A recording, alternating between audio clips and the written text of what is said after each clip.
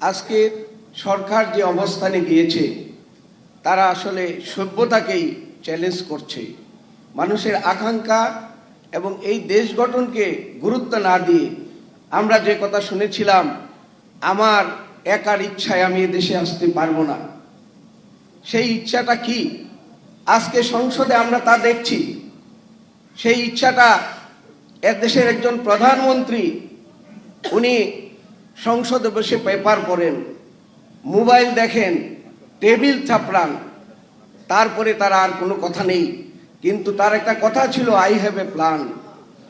আমরা অবশ্যই আপনার সেই গোপন প্ল্যান আমরা বুঝতে পারছি, শহীদ যোদ্ধারা তা বুঝতে পারছে। বাংলাদেশে কোনো গোপন প্ল্যান বাস্তবায়ন করার আর সুযোগ নেই।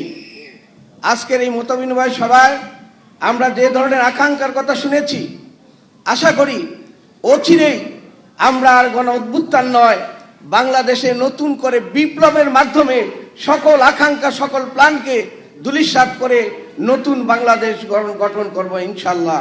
আসসালামু আলাইকুম ওয়া রাহমাতুল্লাহ।